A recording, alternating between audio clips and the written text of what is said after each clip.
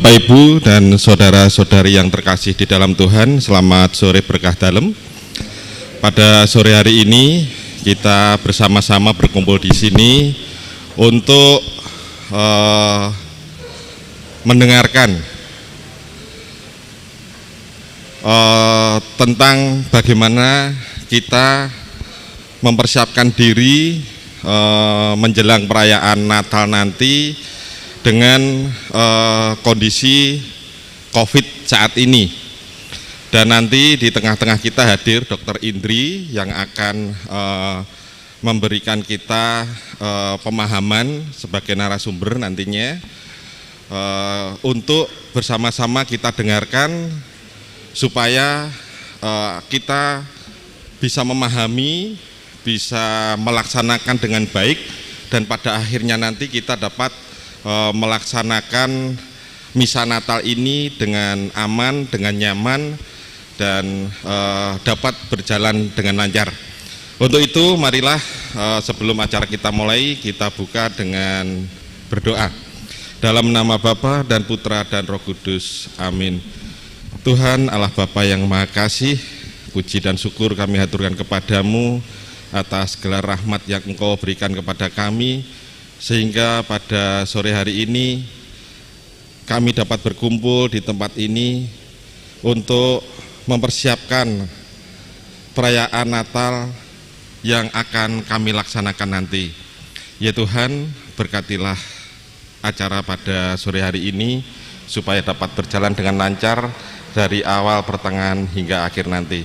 Semua ini kami haturkan kepadamu lewat perantaraan Putramu terkasih, Tuhan kami Yesus Kristus. Amin. Kemuliaan kepada Bapa dan Putra dan Roh Kudus, seperti pada permulaan, sekarang, selalu, dan sepanjang segala abad. Amin. Dalam nama Bapa dan Putra dan Roh Kudus. Amin. Selanjutnya kami mohon untuk berkenan Romo memberikan kata pembuka di dalam acara ini. Waktu dan tempat kami aturkan. Terima kasih untuk waktunya. Monggo Pak Dr. Indri, kami mohon untuk di depan saja sini sekalian untuk duduk, mungkin didampingi Ibu. Di sini Pak Dr. Indri langsung sini aja, enggak apa-apa. Bapak Ibu, para saudaraku, selamat sore berkah dalam. Apa yang menjadi harapan dari umat untuk bagaimana menjaga kesehatan, mudah-mudahan melalui paparan dari beliau Dr. Indri nanti bisa bermanfaat bagi kita sekalian. Sekali lagi, sebagaimana tadi sudah saya katakan pada awal, ini jangan dipahami atau diterima hanya sekedar untuk Natal saja, tetapi untuk selanjutnya supaya kita betul-betul bisa ikut ambil bagian memutus rantai penularan COVID ini dengan melalui kedisiplinan kita, ya, melalui kedisiplinan kita. Kemarin sore saya mendapatkan informasi bahwa untuk Kabupaten Sukoharjo itu cukup tinggi, itu 2000-an yang kena, yang terdampak itu. Lalu tentu itu semua akibat dari kurang kedisiplinan kita di dalam menepati tentang protokol kesehatan. Karena itu juga perlu nanti juga ditindaklanjuti di rumah atau di dalam aktivitas kita, di lingkungan kita di mana kita berada. Kalau perlu kita bisa menularkan, itu yang kiranya perlu. Nah, maka pada kesempatan ini kita berterima kasih pada Dr. Indri yang dengan semangat untuk senantiasa berkenan memberikan, meskipun dalam kesibukan-kesibukan dengan kegiatan-kegiatan yang kemarin sedianya itu dari Selasa tanggal 15, namun karena Dr. Indri juga kerepotan dalam menjalankan prakteknya, maka akhirnya beliau mengusulkan minggu sore seperti ini. Nah, kita tanggapi dari saran dari Dr. Indri untuk supaya bisa kita terima dalam kesempatan ini. Yang berikut, tadi dari Dr. Indri juga menyiapkan handout, artinya print-printan itu, tetapi karena terbatas itu hanya 20, maka diprioritaskan untuk Ketua Tata Lingkungan nanti anggotanya supaya difotokopikan, ya, difotokopikan, karena ini sekali lagi penting, bukan hanya untuk saat ini tetapi juga untuk kita ke depan. Itu yang kiranya perlu senantiasa dipegang teguh, karena ini menjadi kunci untuk bagaimana kita bersama menjalankan tentang menjaga kesehatan yang harus kita harapkan semua. Untuk itu kepada Dr. Indi, monggo selanjutnya sambil menunggu mungkin dengan paparan itu, sambil menunggu mungkin Dr. Indi akan mengawali dengan mungkin pembuka dulu. Monggo Dr. Indi, waktu dan tempat kami serahkan pada dokter untuk memaparkan semua itu. Monggo, mau sambil duduk monggo, berdiri monggo dokter. Tadi bebas kemawon.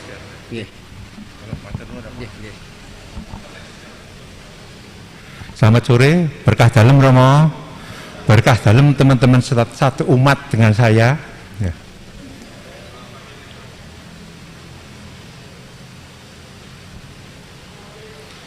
Ini saya ambilkan yang sederhana saja, tidak usah sulit-sulit. Karena kalau teorinya yang dulu sampai sekarang sudah berubah semua.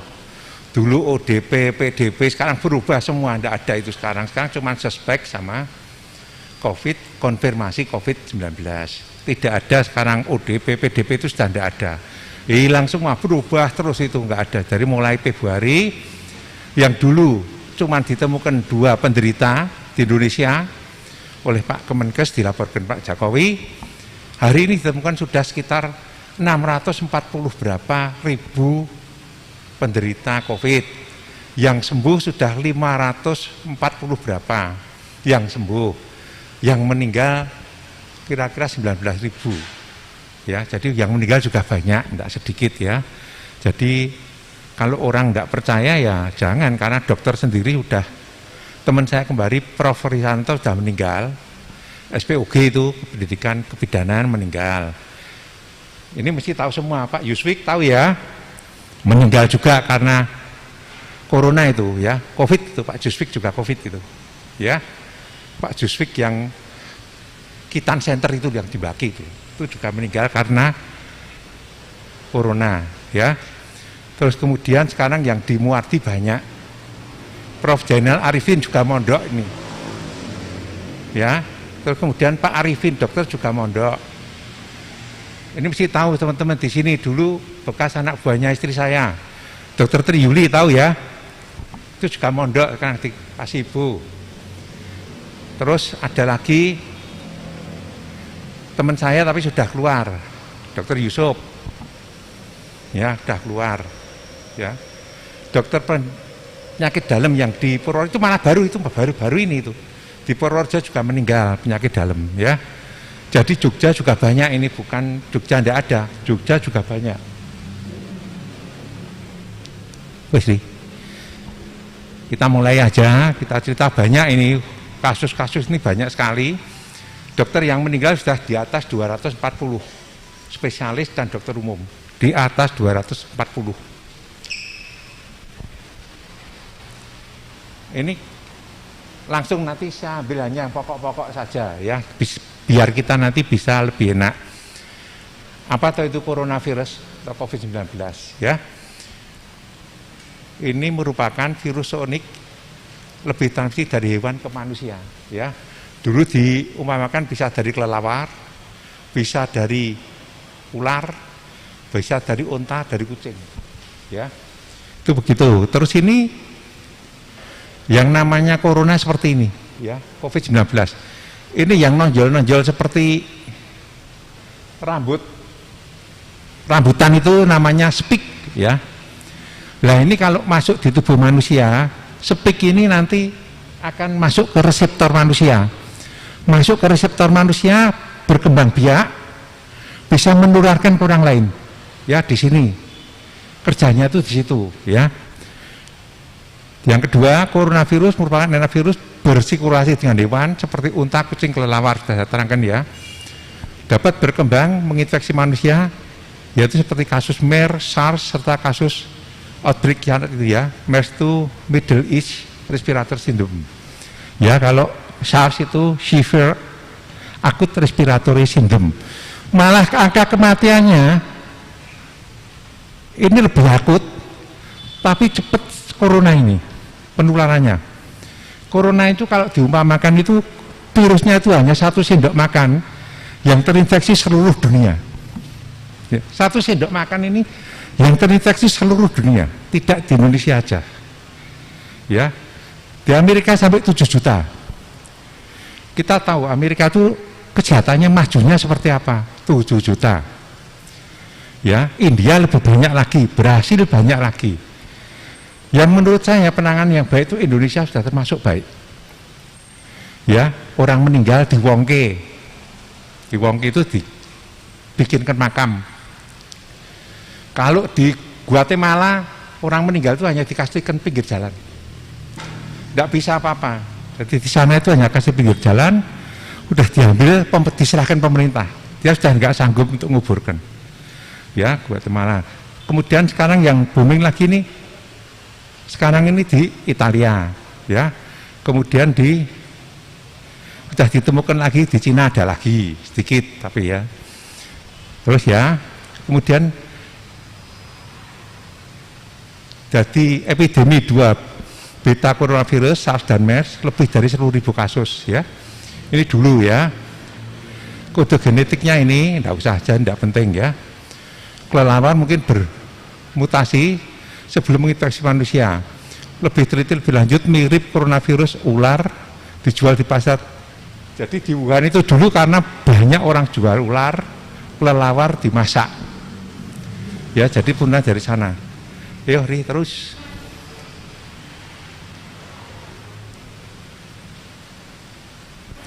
Saya ambil yang pokok saja ya, jadi nanti bisa dicerna ya. Ini saya ambil langsung COVID-19. Kita biasanya menemukan penderita yang OTG. Itu ada semua di situ, udah lengkap itu. Itu yang atas teori yang dulu, yang bawah yang sekarang. Itu sudah ini kita ambilkan semua, sudah saya fotokopikan. OTG itu orang tanpa gejala ya. Jadi bisa disebut silent carrier atau hidden carrier. Tidak ada gejala. Biasanya ini kena pada orang memiliki sistem imun yang kuat, orang muda sampai menengah, orang tua jatuh mesti ya. Jadi hidden carrier atau silent carrier, tidak ada gejala, tapi dia positif ya. Jadi yang bisa menularkan seperti ini, jadi main kemana-mana dia tidak tahu bahwa dia itu bawa carrier, bawa penyakit ya. Yang kedua, tampak sehat dia seperti biasa, tidak sakit apa-apa. Ya, terus yang ketiga, memiliki kemampuan membawa dan menyebarkan virus. Ya, jadi dia bisa menularkan ke orang lain. Dia tidak ada gejala apa-apa. Terus yang keempat,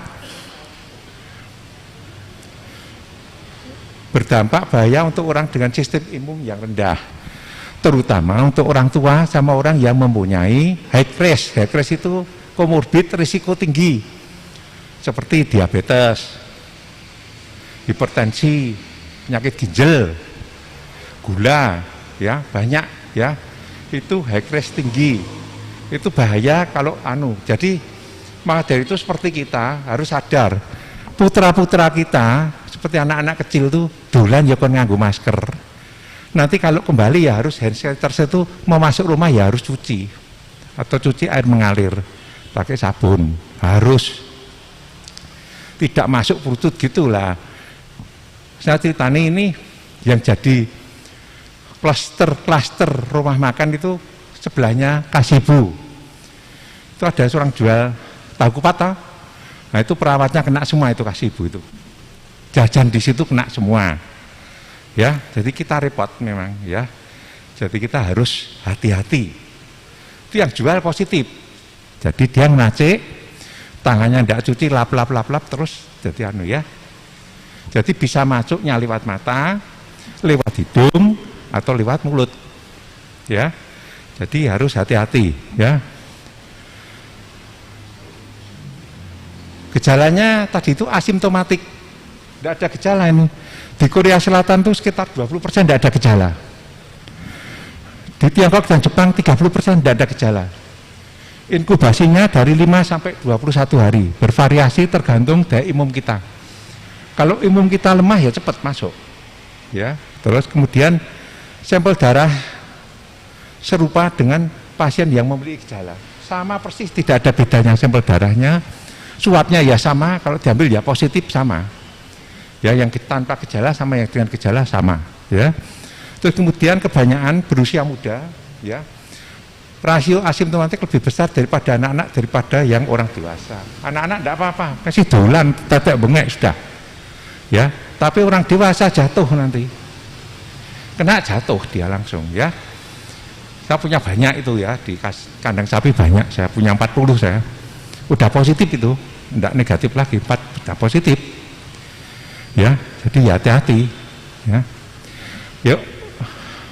Yang keempat, imunokompeten. Ini kalau kekebalan kita baik, kita bisa merespon dengan cepat. Jadi daya tahan kita bisa menahan, cepat mengenali pengganggu asing seperti virus, bakteri, parasit atau jamur, bisa tahu dia. Ya, itu imunokompeten, jadi daya tahan. Kalau imunokompromis lain yang repot, daya tahan kita lemah, mudah sekali masuk itu bibit penyakit, ya. Terus yang kelima, penurunan kemampuan indera penciuman dan perasa. Ya, ini sekarang yang ribut nosmia ini ya, baru ribut ini. Perawat saya itu yang kena juga kemarin katanya penciumannya udah enggak benar apa-apa. Minyak wangi aja enggak terasa, udah enggak, baunya enggak ada. Ya, minyak wangi enggak ada. Bau Pak Penguil aja obat gosok enggak bau sudah. Ya, jadi sampai itu ya, kalau sampai ke saraf nanti saya terangkan ada terus. Lansia itu lebih rentan di atas 60 tahun ya. Jadi ini karena apa? Kita tahu orang tua seperti saya, Pak Joko ini sudah terang, rambutnya sudah putih. Ya, itu pigmennya sudah menurun, dia enggak kebentuk lagi. Ya, terus kemudian produksi hormon. Ya. Kalau orang perempuan sudah tidak men, umpamanya itu, ya, umpamanya begitu, ya. Terus kemudian kekenyalan kulit, orang tua kan kulitnya nunduk-nunduk gitu ya, gitu ya. Kemudian masa otot, kalau orang tua kan ototnya jadi kendor, tidak kenceng ya. Kepadatan tulang, jadi orang tua mungkin kepleset aja, mungkin ulek-uleknya ini sudah pecah, ya. Jadi dia lebih rapuh, ya. Kemudian kekuatan gigi, orang tua kan banyak yang ngompong ya. Terus kemudian fungsi organ tubuh ya, semua tidak sekuat waktu muda. Lari apa sudah berkurang ya. Kemudian sistem imunnya rendah ya, tidak sekuat waktu muda. Kemudian punya penyakit kronis seperti penyakit jantung, paru atau kanker, lebih kena lagi, high risk-nya lebih tinggi ya untuk orang tua. Yo, nih. Ini tidak menyinggung semua, ini memang saya sadur semua yang baik-baik saya masukkan semua ya. 8 cara melindungi orang tua kita dari COVID. 1, mau bepergian ya sekarang dibatalkan dulu aja ya. Traveling, tempat umum dan lain-lain batal dulu aja ya, karena kita tidak tahu tempat kita seperti apa, kita juga tidak tahu ya. Hindari pertemuan sosial. Ini memang rada sulit kalau untuk bangsa kita karena sosialnya tinggi. Dilayatan, hajatan, kumpulan RT, kemudian ya setetek bengek lah pokoknya kumpulan-kumpulan itu. Jadi ya sekarang harus dihindari dulu. Tidak bisa, kalau kita tetap tidak bisa. Mesti ada yang ngeyel, sing jobo nganggo masker, sing buri ana sing copot gitu ya, sok-sok gitu ya. Terus kemudian tunda dulu mengunjungi cucunya seperti Mas Joko ini, cucunya aja di Medan sana meh tilik, engko malah rekoso nanti. Udah ditunda dulu Mas Joko gitu, sok ben aja, nah sudah pandeminya sudah turun, sudah bagus, tilik ya. Kemudian bertemu dokter aja kalau kita tidak urgent sebetulnya dibatasi ya. Karena kalau kita ke rumah sakit ngajinya mesti campur dengan orang lain, tidak mungkin tidak, mesti campur. Pasien lainnya ada semua ya. Kemudian manfaat teknologi seperti pakai virtual aja ya. Kalau saya visitor di sana di kandang sapi pakai virtual, langsung ngomong sama pasiennya. Pasiennya juga menyadari ya. Nah dokternya wis tuwek ya nah, jadi nanti ya malah repot nanti nak kena ya nah. Terus perhatian kebersihan pendamping ya, jadi larangan ke panti jompo ini juga ya, jadi semua itu yang sifatnya sosial. Jangan rubah rutinitas. Kalau orang tua pagi jalan-jalan suruh terus, tidak apa-apa. Dia minum obat anti hipertensi terus, dia suruh minum, tidak boleh berhenti. Rutinitasnya terus, tidak boleh berhenti, seperti biasa. Ya, kalau Mama sampai Romo imannya itu harus ke gereja ya ke gereja, tidak apa-apa. Romo sudah dijaga kok. Duduk kita sudah dijarai. Iman kita di rumah kita sudah sembahyang, mau tidur mau makan semua sudah sembahyang. Itu iman kita. Lalu yang kedua itu aman itu ya pakai 3M. Cuci tangan, menjaga jarak, pakai masker. Yang ketiga imunnya itu kita harus kuat itu dalam arti makan baik, tidur gasik, olahraga ringan, imun kita, makan kita dijaga yang baik. Ya, jadi itu iman, aman, imun itu isinya ya. Jadi ini seperti ini ya, jangan rubah rutinitas ya. Terus ini ya beberapa pasien yang sembuh dari COVID-19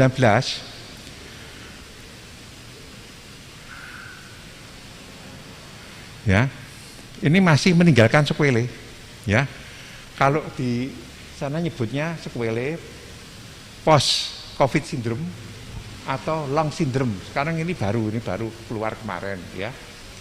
Jadi orang sudah sakit dari sedang sampai kritis itu tidak ada yang mesti nanti kakinya sing kaku, napasnya masih sesek, udah sembuh, dia sudah negatif, tapi masih tetap ada keluhan itu ya, masih ada itu di otot sing keju-keju, udah muri kepalanya yang pusing, udah terus itu masih ada. Itu namanya long COVID ya, sequelae orang yang sudah menderita COVID-19 dari tingkat sedang sampai kritis ya, biasanya di situ ya.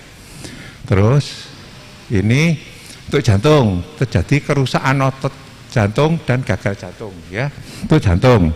Untuk paru-paru, jadi restriktif seperti orang perokok itu gampang sesek ya, untuk paru-paru ya. Kemudian untuk otak atau saraf, ini gangguan indera penciuman ya, anosmia, tidak bawa apa-apa, perasaannya barang hilang itu, tidak bawa apa-apa, betul.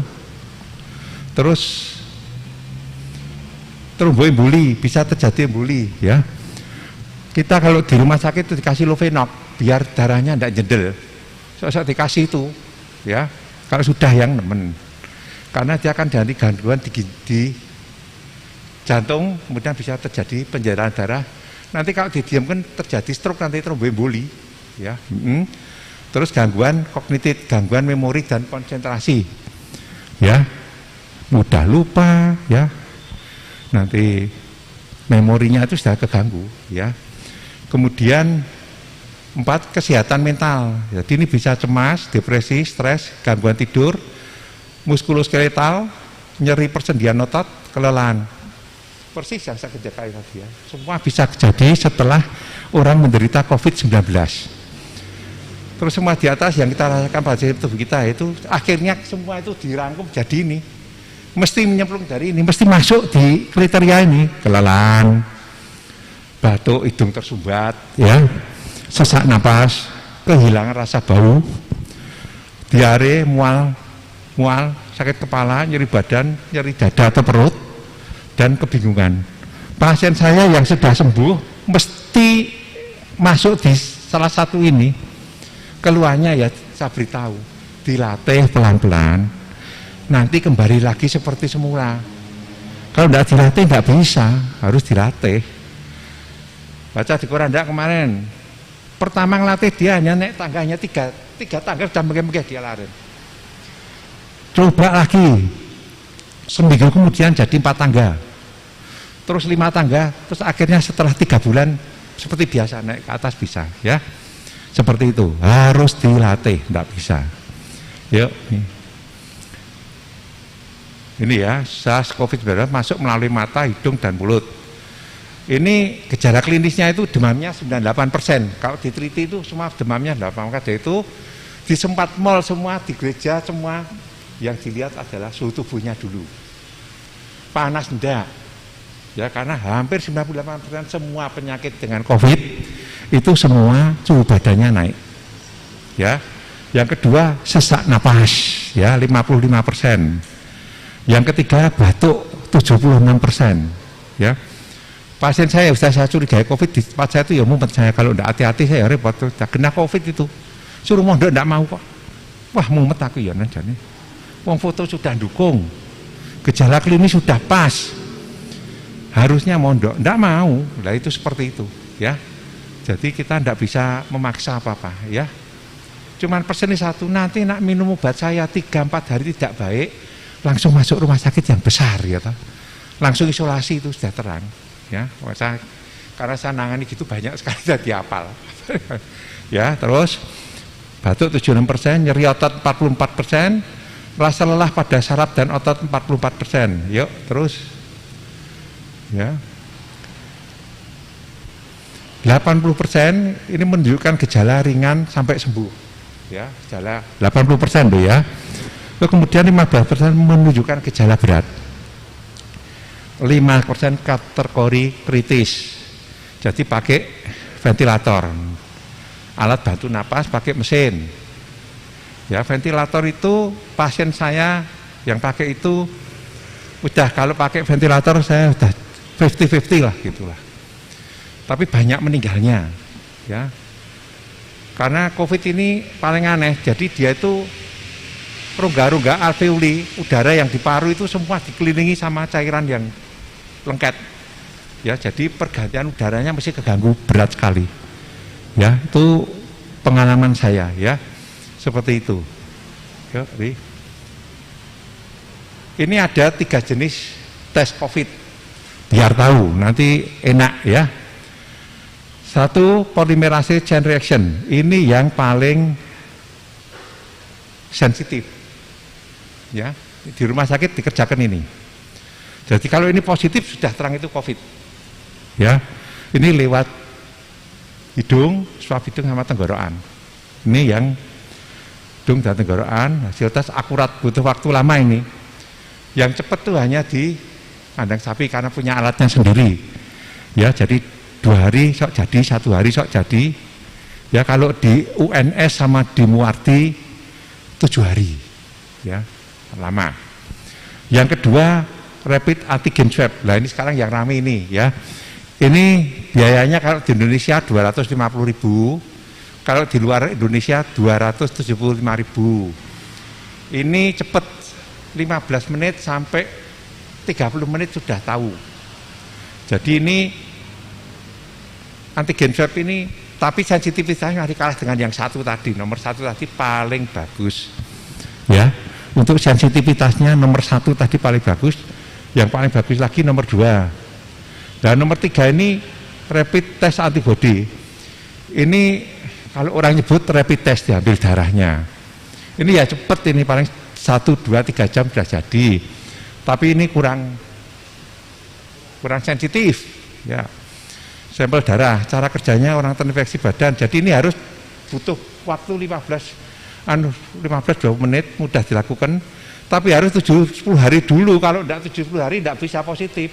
Jadi kontak, nunggu dulu sampai 10 hari baru kita ambil. Dari tempat saya ada yang kontak dulu, petugas saya setelah 10 hari tak rapid test semua, tapi harus 10 hari, kalau tidak 10 hari ya negatif. Ya, jadi rapid test ini yang ketiga ini, kalau sudah kontak, dia akan membentuk antibodi. Nanti antibodinya ini yang dideteksi. Ya, jadi bukan antibodinya yang dideteksi. Jadi kalau dia sudah kemasukan kuman, kan membentuk antibodi. Antibodinya ini yang dideteksi. Ya, ini yang Sekarang analisis kematian berdasarkan uriat dan riwayat komorbid. Ya, kalau usia 31-45, risiko kematiannya masih kecil, 2,4 kali lipat. Kalau usianya 46-59, berisiko 8,5 kali lipat. Di atas 60, berisiko 19,1 kali lipat. Jenis komorbid yang menyebabkan diabetes, sakit ginjal, ya. Ini banyak ini pasien saya di sana, biasa di konsuli Pak Agung itu loh, KGH itu biasanya orang sakit ginjal mesti sesek napas, tapi delalah difoto kok mesti radang paru, itu mesti itu. Wah, ya repot ini ya. Jadi Pak Agung tidak mau, jadi harus di swab di PCR dulu. Setelah 2 kali negatif baru bisa cuci darah. Kalau tidak nanti tulari yang lain-lainnya, ya. Penyakit jantung 9 kali, ya. Diabetes mellitus 8,3 kali, ya. Ini high risk kematian, ya. Hipertensi 6 kali, penyakit imun 6 kali, kanker 5,9 kali, penyakit hati 4,8 kali, PPOK itu orang yang banyak ngerokok sama kena debu 4 kali, gangguan napas lain 3,5 kali, TBC 3,3 kali. Ya, jadi semua itu komorbid penting, ya. Jadi harus menjaga, ya. Ya, terus nih. Ini macam-macam vaksin biar tahu lah, ya. Jadi nanti kalau divaksin besok tahu. Kan sama Pak Jokowi akhirnya diputuskan untuk semua masyarakat di Indonesia, termasuk hebat, ya. Ada yang bilang teman saya, oh Singapura ya iyalah Singapura mengkotan. Singapura itu pulaunya yang kecil, penduduknya menggeret 600.000 tok. Itu seminggu aja selesai no. Nah, Indonesia itu pulaunya 3.000 kok. Nah, ya seperti itu, ya. Kesulitan kita seperti itu, tidak semudah orang bilang. Kita sulit ya karena banyak penduduk, banyak pulau. Vaksinnya sekarang Pfizer ini yang dipakai di Amerika sekarang, sama di Inggris, ya. Itu Bu Elizabeth sudah, sama Pfizer di Amerika ini, ya. Kemudian yang kedua ICL ini sebetulnya di London tapi belum berkembang karena malah pakai Pfizer, ya. Ini dibuat dari kode genetik, ya. Jadi ini RNA yang dimasukkan kemudian melatih kekebalan tubuh kita untuk menolak penyakit yang masuk. Ya cuma melatih itu aja. Yuk, guys. Ini AstraZeneca, Oxford University. Ini dibuat dari flu yang dulu menginfeksi simpanse. Ya, ini untuk dulu waktu zamannya MERS sama SARS ini lama ini. Ya, terus kemudian Sinovac, lain nanti yang kita pakai di Indonesia, Sinovac ini, yang kita pakai nanti ini, ya, dibuat dari SARS-CoV-2 yang sudah dinonaktifkan atau dimatikan, dimasukkan ke dalam tubuh sehingga tubuh membentuk antibodi, ya. Kemudian Sinopharm G4 milik perusahaan Tiongkok, ini ya sama-sama ini, ya. Tapi yang kita pakai nanti kelihatannya apa? Sinovac. Yang saya pakai. Ini untuk ilustrasi biar tahu, ya. Kenapa kok kita punya pon-pon, ya. Nah, ini biar tahu aja, ya. Jahe itu isinya gingerol sama sogaol. Isinya jahe, ya. Jadi kalau orang minum jahe, teh jahe, tetek bengek itu nanti kekebalan tubuh akan meningkat. Jadi di sini ada 3 macam. Yang paling mahal jahe merah, paling mahal. Paling murah jahe gajah, ya. Rodok mending jahe emprit, rodok kecil, rodok mending itu kecil. Yang paling baik jahe merah, itu mahal itu harganya, ya. Jahe merah, ya, itu paling baik. Itu bisa menyebabkan antioksidan, anti emetik, anti peradangan dan antibakteri, ya. Itu khasiatnya jahe. Yang kedua temulawak, itu kalau bahasa medisnya itu namanya curcumin, ya. Ini merupakan salah satu antioksidan, ya. Jadi itu bisa memperbaiki fungsi lever yang terganggu, bisa baik, bisa menjadi anti muntah, ya.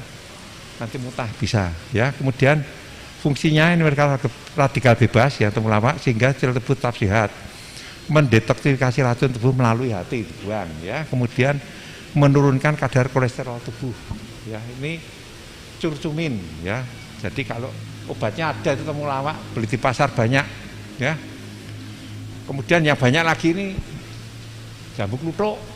Jambu kluthuk itu banyak itu ini. Ya, ini isinya itu hesperidin, quercetin, rametin, kaemperol, mirisetin, ya. Ini bisa memotong spik yang tadi punyanya COVID-19 itu bisa memotong tidak masuk ke reseptor, ya. Ini kalau untuk saudara-saudara kita itu untuk pengobatan demam berdarah supaya trombositnya naik. Ya ini fungsinya di situ. Bisa di jus atau di blender ya. Memotong salah satu struktur genom milik COVID tersebut spik. Ini dipotong dia. Biar tidak masuk ke reseptor kita. Kalau masuk ke reseptor kita jatuh, mati sakit. Kemudian bisa menularkan ke orang lain. Ya. Nah ini saya tambahkan ini baru-baru ya. Ini baru keluar karena vaksinnya baru diumumkan Pak Jokowi baru kemarin. Ini kan baru ya. Standar fasilitas kesehatan untuk penyelenggaraan vaksin berat adalah memberi area pendaftaran khusus, ruang screening, ruang penyuntikan, ruang pemantauan. Selain itu terdapat tenaga vaksinasi yang bersertifikat dan tempat penyimpanan vaksin yang khusus. Idealnya satu vaksinator menangani 20 sampai 40 orang, tidak boleh banyak-banyak ya. Nanti kemudian setiap orang 2 kali divaksin dengan jeda waktu 14 hari. Nah, warga yang sudah 2 kali divaksin akan mendapatkan sertifikat. Ya, yuk terus. Alur vaksinasi ini peserta vaksin datang ke fasilitas kesehatan sesuai dengan jadwal saat pendaftaran online. Ya, kemudian sebelum masuk area dalam vaskes, peserta diwajibkan mencuci tangan dengan air mengalir atau menggunakan hand sanitizer dan menjalankan pengecekan suhu tubuh. Tetap dicek seperti biasa. Jika suhu tubuh terdeteksi di atas 37,5, dia sudah diarahkan ke ruang screening khusus COVID-19. Ya, sudah diarahkan khusus. Kemudian Pak, jika suhu tubuh normal dan tanpa keluhan, peserta langsung menuju loket pendaftaran dan menjalankan verifikasi data. Di dalam ruang vaksinasi, petugas mengecek kesehatan peserta sekaligus pengidentifikasi ada tidaknya komorbid. Nanti kan ditanya ada belangkonya, punya diabetes apa enggak, punya tetek bengek gitu ya. Jadi nanti sudah ada belangkonya. Jika dinyatakan kurang sehat, peserta harus memeriksakan diri dulu ke poli umum atau poli spesialis. Sudah langsung nanti sudah diarahkan ke tempat khusus. Jika dinyatakan sehat dari hasil pemeriksaan, peserta akan diminta mengisi form persetujuan petugas, juga menjalankan manfaat sekaligus reaksi yang bisa terjadi pada vaksin sekaligus upaya penanganannya. Kalau tidak dikasih form, nanti tidak tanda tangan, so diprotes. Padahal umpama meninggal bukan karena vaksin, ya disambung-sambung ke piye carane pokoknya untuk ijol. Ya. Banyak itu loh. Udah toh, percaya saya. Nggih. Itu nanti disambung-sambung ke. Jadi umpama bukan vaksin meninggalnya, tapi dia punya penyakit lain, umpama lever apa gagal ginjal apa jantung. Wis disambung-sambung ke nanti. Dah ndak karuan, nggih. Nah, terus petugas menyuntikkan dengan alat suntik sekali pakai. Petugas mengingatkan peserta untuk datang kembali ke fasilitas kesehatan di jadwal berikutnya. Setelah divaksin, peserta menunggu di ruang pemulihan atau ruang khusus pasca imunisasi. Ya. Ini yang simpel aja, tapi ini untuk umum. Ya, ini segini keterangan kami. Nanti masih kita lanjutkan. Kalau masih ada yang mau tanya, monggo kita buka forum tanya jawab. Monggo Romo.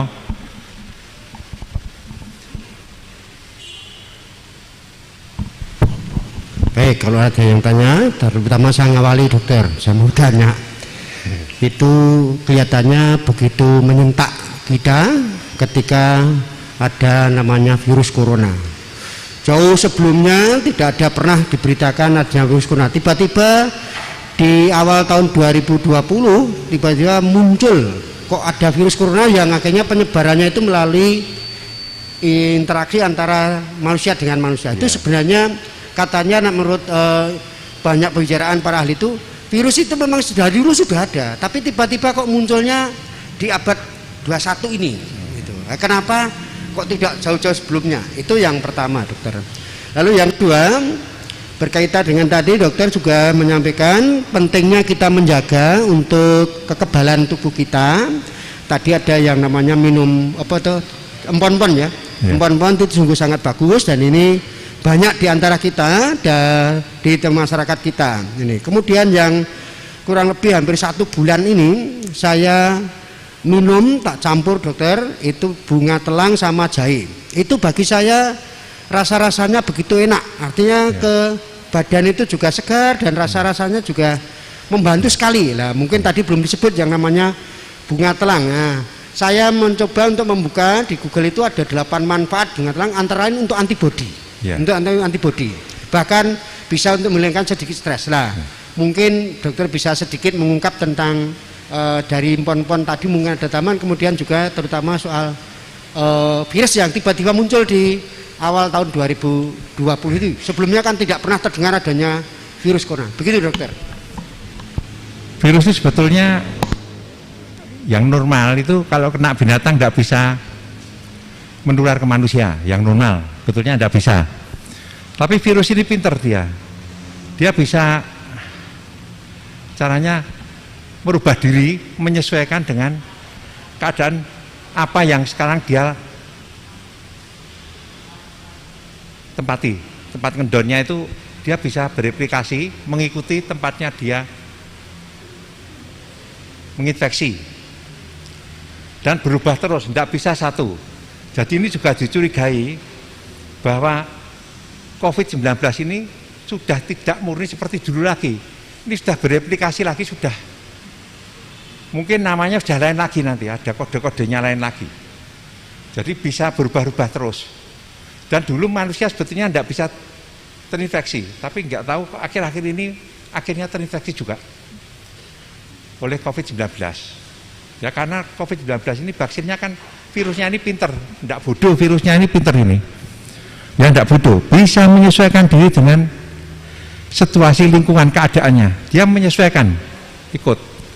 Ya umpama infeksi ke kucing, kucingnya tiap hari dengan manusia. Dia bisa menyesuaikan, nanti lama-lama bisa menginfeksi manusia. Ya jadi dia tuh bisa apa nih? Nak jaring apa nih? Merubah bentuk baksil RNA ya apa? Jadi ini apa? Medisi apa jenis? Bisa berubah itu loh Romo. Jadi dari bukan, jadi dia berubah, jadi menyesuaikan dengan yang dia hadapi. Jadi menyesuaikan. Itu dia menyesuaikan, tidak kalau dulu hanya ke binatang aja. Waktu terjadi itu apa? Di Afrika itu dulu juga cuma ke kera saja Romo. Tapi akhirnya juga ke manusia. Ya. Jadi ini dia bisa berubah, menyesuaikan sesuai dengan apa yang akan dia datangi. Reseptornya itu dia bisa masuk. Ya, dokter begini, saya itu sering-sering bertanya dalam hati saya, dalam pikiran saya itu, kok tiba-tiba muncul, dan itu munculnya kebetulan di dataran RRT di Wuhan, Cina, ya. Dan di sana katanya di daerah dingin. Jangan-jangan di sana itu karena gara-gara banyak ahli lalu meneliti yang dulunya tidak ibaratkan tawon glodok, tawon das itu. Tawon das itu kalau tidak diokrok-okrok ya tidak akan menyerang kita, tetapi begitu kesenggol jangan berharap. Untuk itu udah saya itu sampai, apakah seperti itu, ini pikiran orang bodoh itu. Tapi ya itu akhirnya mubal seperti ini. Nah, apakah seperti itu? Karena kalau dikatakan bahwa itu sudah ada, sudah zaman dunia ada, ya ini sebenarnya virus itu sudah ada, tapi waktu itu kan sekian lama, saya sudah hampir 60 tahun tidak pernah dengar ada itu, tiba-tiba muncul. Dulu hanya kita itu dicacar, ada yang di berek, ada yang di tusuk-tusuk, itu bekas-bekasnya di tempat saya itu masih ada, artinya di lengan-lengan sini itu masih ada lah. Tiba-tiba muncul, apakah karena dampak dari usilnya, dalam tanda kutip ya dokter ya, usilnya para ahli udik-udik tentang itu lalu jadi mubal seperti itu. Mungkin begitu tuh. Ya, itu kalau pikiran itu juga ada, tapi itu yang mengeluarkan Donald Trump. Jadi Amerika itu menuduh Cina itu bikin rekayasa virus untuk perang, lepas. Itu Donald Trump. Dan ini WHO mau meneliti ke Wuhan, tempat awal mulanya infeksi itu, sumbernya kok begitu, dari mana, mau dicari sama WHO. Baru kemarin saya lihat di tayangan TV itu WHO mau terjun ke sana tahun depan untuk melihat kok bisa mencetus cepatnya sekali ini. Lain sama SARS sama MERS dulu, enggak secepat ini cepat sekali orang mau. Jadi cepat sekali, seperti gas itu loh, cepat sekali ini. Ya, satu itu. Yang kedua, untuk daratan Wuhan di Cina sana, itu pekerjanya itu hampir di seluruh dunia ada, Romo. Hampir di seluruh dunia tersebar. Pendatang juga banyak, pegawai di sana yang keluar juga banyak. Jadi penyebarannya cepatnya di sini. Jadi dia juga banyak yang melalang ke Amerika, ke Indonesia, kemudian ke Jepang. Ya itu cepat nularnya di situ, cepat. Nah ini yang bisa nahan ini yang agak lumayan, mestinya negara komunis seperti Vietnam. Vietnam itu bisa ditekan. Rusia dulu agak bobol, sekarang juga bisa neken lagi. Kan negara komunis. Korea Utara bisa neken, karena mungkin tangan besinya jalan. Kalau di Indonesia tidak bisa, tangan besinya tidak jalan di sini. Nanti kalau tangan besi rame, udah tidak karuan nanti, wah banyak protes itu. Kalau di negara komunis masih bisa jalan. Nah itu Vietnam sama Korea Utara kan tidak begitu ribut. Tenang aja, udah. Kalau ini yang mencurigai Amerika, tapi saya tidak tahu itu. Amerika itu mencurigai bahwa Cina itu bikin caranya itu apa, nak film itu bikin vaksin SARS ini bocor pas gitu loh, ngomong ceritanya, tapi tidak tahu ini betul apa enggak, saya belum tahu. Apalagi monggo kalau ada yang mau tanya, tidak apa-apa, monggo Romo, kalau monggo. Pon-pon ini baik, saya dulu ya minum tiap hari, dibikinkan istri saya. Saya minum jahe tiap hari, saya minum jahe merah dulu saya. Jahe merah saya campur dengan sedikit madu. Ya. Kalau Pak Jokowi masih dicampuri kunir ya. Kunir, tapi saya tidak tahu kunir, saya belum ketemu. Ya. Berarti Pak Jokowi itu jahe, kunir, temulawak. Itu Pak Jokowi tiap hari 1 gelas. Itu Pak Jokowi. Itu aja, saya tidak bisa tahu. Ini yang tahu ini malah perusahaan-perusahaan jamu Jawa itu tahu semua ini malah. Tuh. Tapi ya sedikit biar tahu ya Romo, maaf loh. Apa? Apa?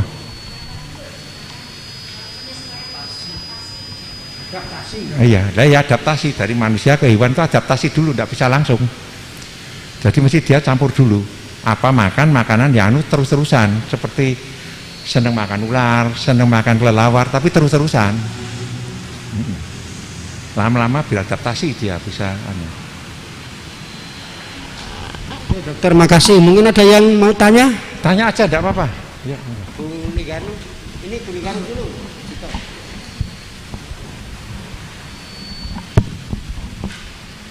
Terima kasih Pak. Ini tadi kami mengucapkan banyak terima kasih atas informasi ini yang begitu memang bermanfaat sekali bagi kami semuanya. Kami sekarang ingin tanya, dan ini sudah diberitahu tentang sedikit antibodi, ya, antibodi yang diberikan pada kita, diantaranya adalah empon-empon dan mungkin yang lain-lain kita belum tahu. Sekarang yang ingin kami tanyakan Pak, seumpama saudara-saudara kita ini sudah ada beberapa yang kena ya, positif, itu untuk kita ini seumpama dari swab pertama, swab kedua, terus sampai dia bisa bersama-sama lagi dengan kita itu dalam jangka berapa hari.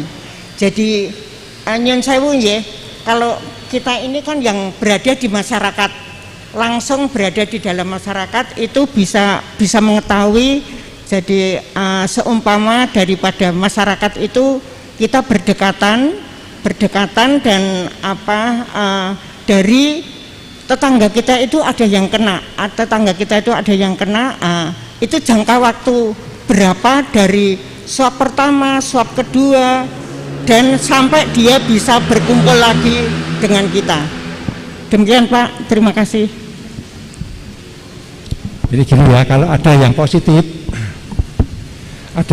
kena COVID, itu kalau kita di rumah sakit itu ada yang sampai sebulan itu masih positif terus. Karena dia kan bahwa tanggal 5 positif, tanggal 6 diulang lagi positif, tanggal 7 diulang lagi positif, tanggal 17, tanggal 23 diulang lagi positif. Ada yang sampai 1 bulan positif terus.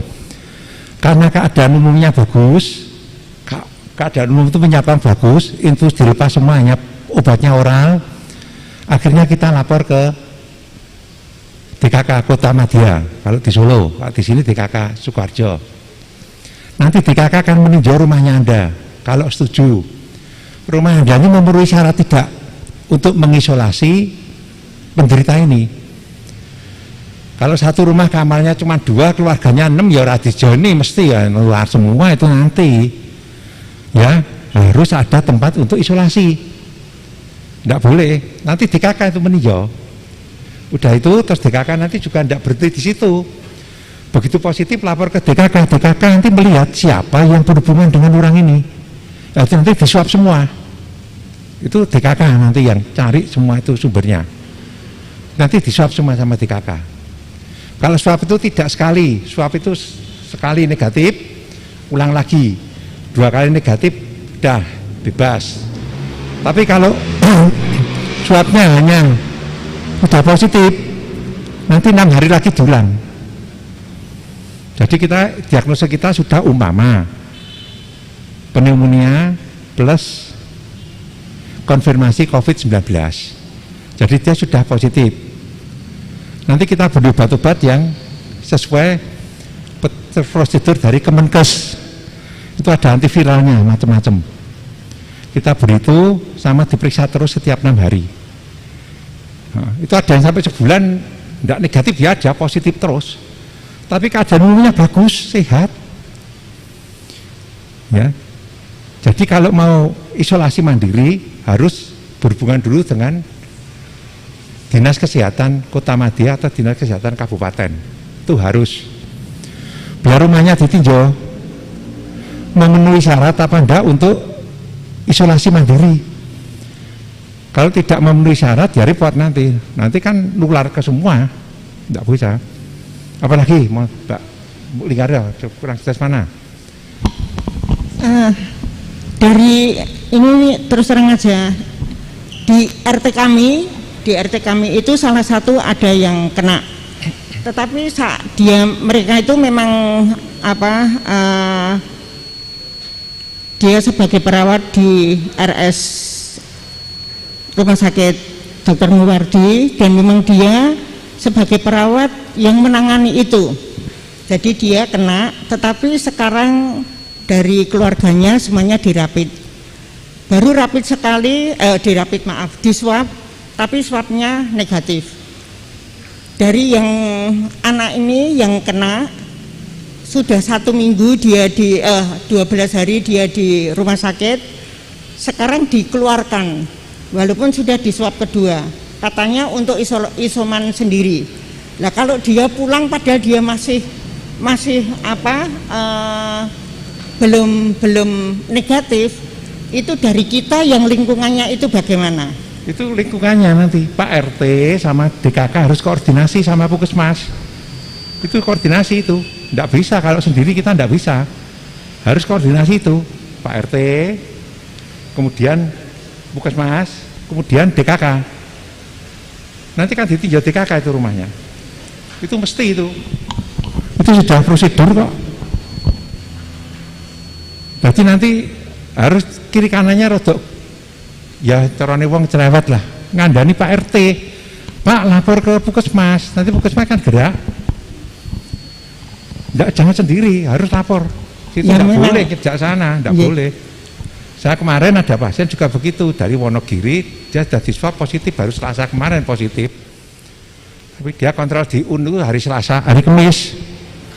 Minta ketemu dokternya karena dahaknya sulit keluar. Lah saya ditelepon, Pak dokter ini kan betah bahwa hasil swab itu positif semua tuh loh, suami istri. Terus kan balik sih, oh ya aku ngono. Saya suruh kembali. Lah di rumah sakit dia nulari semua kan nanti sama. Kan kontak semua. Itu harus boleh karena yang penting itu satu, kita tanggap. Kalau ada yang begitu, kita harus carane orang usrek lah carane wong. Usrek bilang Pak RT. Pak RT, kalau dulu lebih tekan loh, Solo itu malah kalau enggak mau menurut RT kon lunga kok malah Solo itu suruh pergi dari kampung gitu loh. Ya, betul itu, saya punya pasien malah suruh pergi. Kalau enggak nurut RT, akhirnya DKK datang, dia punya tempat isolasi punya rumah tingkat taruh atas. Terus nanti tidak boleh keluar dia, jadi makan cuma dikirim, jadi gitu terus sampai nanti seminggu kan diswab lagi sampai hasilnya negatif. Tidak boleh, harus sampai negatif. Swab negatif sekali belum pasti, yang kedua 2 kali. Jadi mama hari di swab negatif, langsung besok di swab lagi. Yang kontak harus, ya nanti urusan puskesmas sama DKK Bu. Urusan puskesmas nah sama kita wani, orang itu mesti wani ayel-ayelan.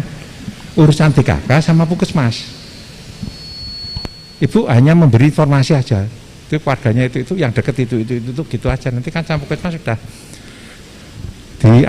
di cara ini nanti ini harus diperiksa, ini harus diperiksa gitu. Itu udah yang sudah pernah ngalami siapa? Kalau sudah pernah ngalami mesti seperti itu. Mesti diisolasi. Terus yang kontak siapa itu juga di swab semua. Kalau sudah positif kok di swab itu. Tidak apa-apa, terone nak orang Jawa rodok objek aja titik. Bengok-bengok.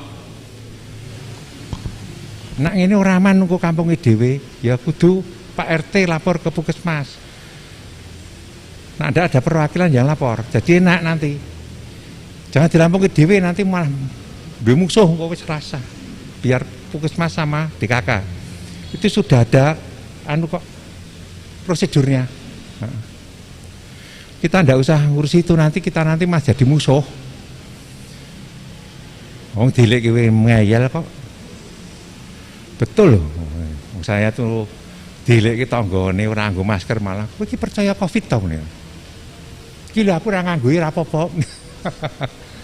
Ya, sulit. Monggo mau tanya lagi monggo.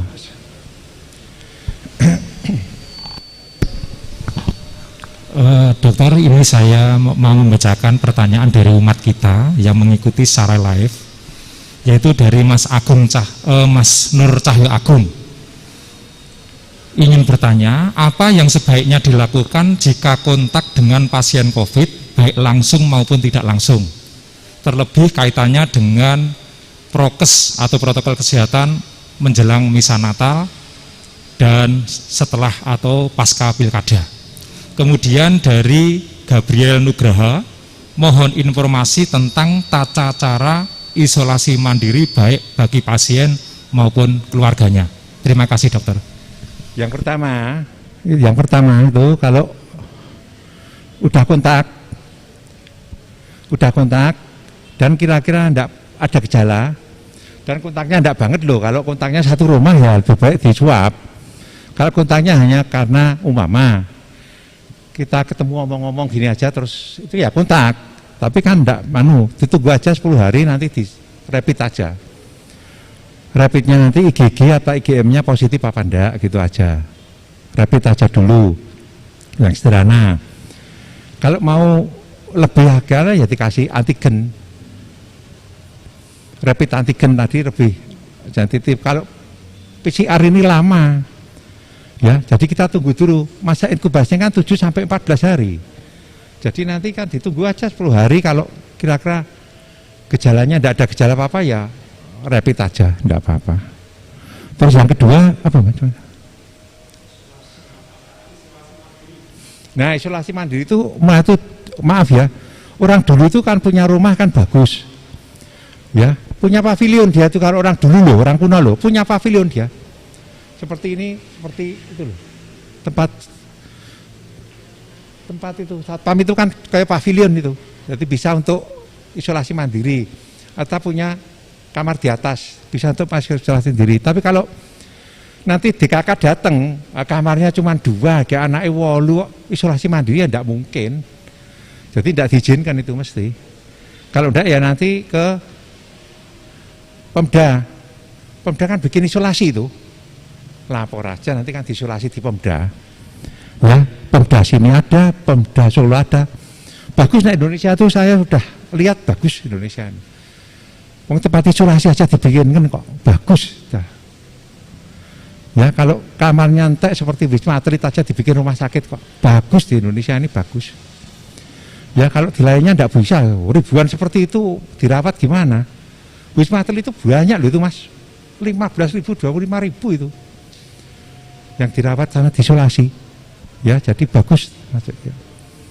Apalagi yang mau tanya, ayo enggak apa-apa, monggo. Terima kasih. Ya, ada kenangan yang memakai hand sanitizer yang berlebihan, katanya sedikit-sedikit pegang apa sedikit langsung tangannya di hand sanitizer, dan katanya dia membeli hand sanitizer yang paling mahal. Nah, sekarang ini kan banyak produk hand sanitizer yang dijual baik di tempat apotek maupun di yang lain. Yang kami tanyakan, teman kenalan tadi setelah memakai hand sanitizer yang katanya paling mahal, tangannya melepuh, mungkin iritasi. Nah, yang saya tanyakan, hand sanitizer yang baik itu yang apa itu dosisnya atau takarannya berapa? Terima kasih. Yang alkoholnya 96%. Alkoholnya 96%. Anda kalau pakai kelihatan, nanti pakai di tangan gitu, nyes, dingin ya. Itu alkoholnya bagus. Ya. Kalau dipakai di tangan tuh nyes, dingin ya. Sama hand sanitizer penting itu harus kita bawa terus, enggak apa-apa. Kalau kita habis menghitung uang, itu ya harus pakai hand sanitizer cuci, enggak apa-apa. Ya. Ya, jangan seperti Itali itu. Uangnya suruh mepe, suruh gosok pakai strikol semua ya, itu nanti mandan. Udah habis cuci, udah disimpan, kita pakai hand sanitizer. Ya. Jangan terlalu gimana ya, kalau terlalu uangnya dikasih ke plastik kon mepe. Nanti ndak digosok pakai gosokan setrika itu ya. Itu di Italia itu seperti itu. Itu juga hoax gitu ya. Ya, jadi jangan terlalu ya. Pokoknya kita lihat aja, nggak disemprot ke itu surut dingin sekali, itu bagus itu. Alkoholnya bagus itu mesti 96% kira-kira. Kalau enggak dingin rendah itu alkoholnya bisa 76 atau 80 gitu. Moga lagi. Bagaimana yang istilahnya kulitnya itu sangat sensitif sehingga kalau menggunakan hand sanitizer yang itu melepuh. Kalau membuat itu bagaimana dosis takarannya gitu? Kalau membuat sendiri misalnya hand sanitizer. Membuat. Wah, yang pintar anak saya itu, Mas Yudi itu ke tempat saya itu bikin sendiri satu terang. Hand sanitizer yang di rumah sakit saya itu saya bikin sendiri. Tapi saya ambil alkohol dari Mojolaban 96%. Yang bikin Dr. Yudi, karena saya yang bedah itu yang bikin sendiri dia, memang bikin sendiri. Saya mah tidak apal itu bikinnya. Dia bikin, dia kalau bikin 10 liter gitu, dia bikin sendiri. Ada lagi, monggo, tidak apa-apa, tanya aja. Kita berdoa dulu, malaikat Tuhan. Ya. Dalam nama Bapa dan Putra dan Roh Kudus, amin. Maria menerima kabar dari malaikat Tuhan. Salam Maria, penuh rahmat, Tuhan sertamu, terpujilah engkau di antara wanita dan terpujilah buah Yesus. Santa Maria Bunda Allah, doakan yang berusaha ini sekarang waktu kami mati. Amin. Aku ini hamba Tuhan. Salam Maria, penuh rahmat, Tuhan sertamu, terpujilah engkau di antara wanita dan terpujilah buah Yesus. Santa Maria Bunda Allah, doakan yang berusaha ini selama waktu kami mati. Amin. Sang Sabda telah menjadi manusia. Salam Maria, penuh rahmat Tuhan sertamu, terpujilah engkau di antara wanita, dan terpujilah buah Yesus. Santa Maria Bunda Allah, doakan yang berusaha ini selama waktu kami mati. Amin. Doakanlah kami ya Santa Bunda Allah. Marilah berdoa. Ya Allah, karena kabar malaikat kami mengetahui bahwa Kristus telah menjadi manusia, kami mohon curahkanlah rahmat-Mu dalam hati kami, sebab berkat sengsara dan salibnya kami dibangkitkan yang mulia oleh Kristus Tuhan dan pengantara kami. Amin. Dalam Bapa dan Putra dan Roh Kudus. Amin.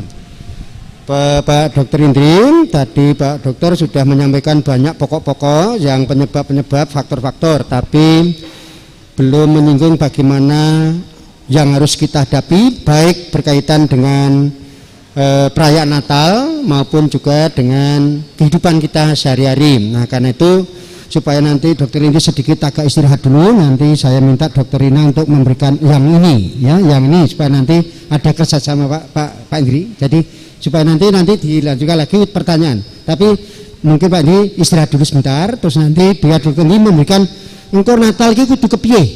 Nah, itu yang saya monggo Mbak Rina, kami mohon untuk menaikkan yang biasa menghadapi di rumah sakit besar itu.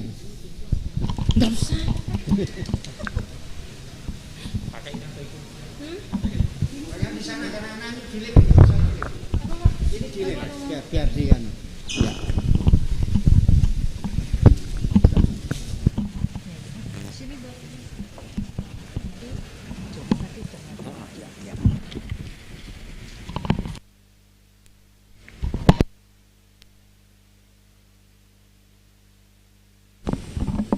Tes, iya.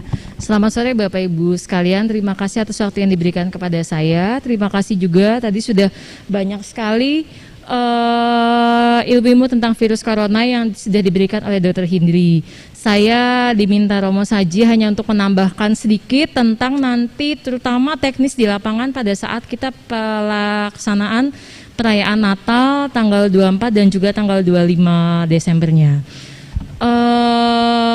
Nomor satu, tetap kita mengetahui anjuran dari Dinkes, tetap harus protokol kesehatan dengan 3M ya. Jadi semua ini Bapak Ibu kurang lebih di sini semuanya yang bertugas pada saat malam Natal dan juga Natal pagi ya.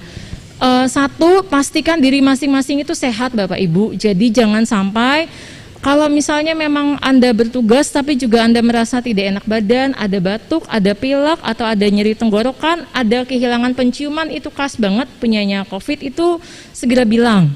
Segera bilang supaya kalau misalnya memang sakit atau memang lagi badan kondisi tidak enak bisa digantikan oleh yang lain, jangan dipaksakan karena yang tugas di gereja memang saya harapkan semuanya benar-benar sehat. Yang kedua, boleh memberikan suplemen masing-masing ya dari rumah, jadi selalu minimal seperti empan-empan tadi seperti kata Dr. Hindri dan juga Romo, kemudian vitamin C juga boleh, ataupun vitamin-vitamin yang lain atau obat-obatan yang biasa dikonsumsi silakan dikonsumsi. Yang ketiga, tetap protokol 3M, yang pertama memakai masker. Masker itu dianjurkan sebenarnya yang bagus masker medis, terutama untuk protokol kesehatannya. Jadi Bapak Ibu sekalian, kalau misalnya memungkinkan memang harus memakai masker medis. Bisa masker medis yang seperti itu atau segini, yang KN95 ataupun N95 yang lebih rapat lagi. Ya. Kalau pakai masker juga jangan lupa cuping hidungnya selalu direkatkan, jadi supaya tidak ada sela antara kedua hidung ini. Jadi resiko supaya penularan virus itu masuk bisa sangat-sangat berkurang. Karena apa? Memang virus corona itu resiko penularannya paling banyak memang dari hidung dan juga daerah mulut. Jadi memang yang kita tutupi ya seperti ini gitu. Jadi jangan sampai nanti dibuka-buka saat kita di dalam gereja atau ngomong malah maskernya dibuka, itu sangat-sangat tidak boleh ya Bapak Ibu. Jadi biasakan selalu memakai masker dan sebisa mungkin saat di gereja sebisa mungkin tidak membuka masker. Baik misalnya untuk minum ataupun makan, sebaiknya tidak ya. Kecuali kalau memang benar-benar terpaksa, sangat-sangat haus, sangat-sangat lapar, ya sebentar saja, tapi tidak boleh lama-lama, dan pastikan jarak dengan sekitarnya itu harus 1 atau 1,5 meter. Ya, untuk yang protokol kesehatan saya rasa sudah dibagi ya Romo, nanti untuk masing-masingnya. Untuk masuk pada saat misa dan juga pada saat misa pertama dan misa kedua saya rasa jaraknya sudah cukup jauh. Dan juga nanti diupayakan supaya misanya tidak terlalu lama. Yang kedua yang perlu diperhatikan juga adalah saat pulangnya. Nah, saat pulang itu kan biasanya umat itu sudah selesai misa cepat-cepat langsung pulang. Padahal saat kerumunan, saat pulang itu yang harus diantisipasi lagi oleh kita semua, menjaga diri masing-masing dan juga protokol kesehatannya.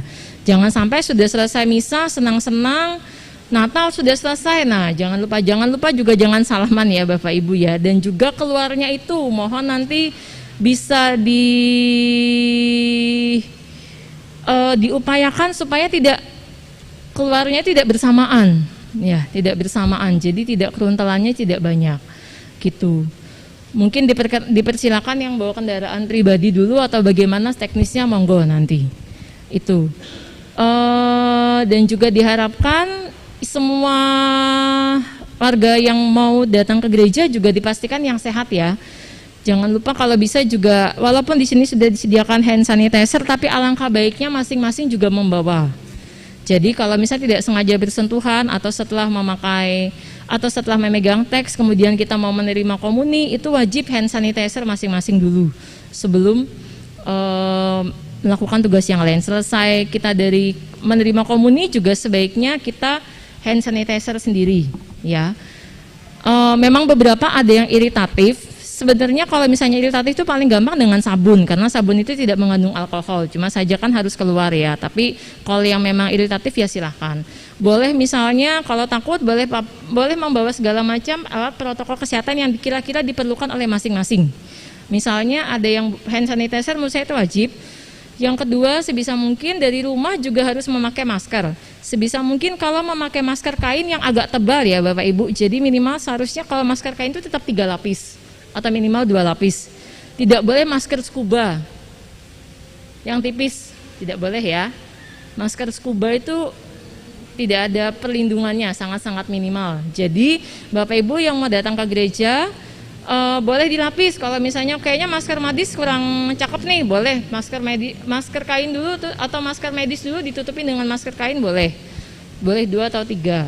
Teorinya setiap 4 jam masker kain harus diganti ya. Jadi bawa kantong plastik sendiri yang untuk masker yang kotor, baru nanti siapkan yang baru gitu. Kemudian itu terus untuk pelaksanaan hari H, ada lagi yang mau ditanyakan Bapak Ibu untuk teknis di lapangan?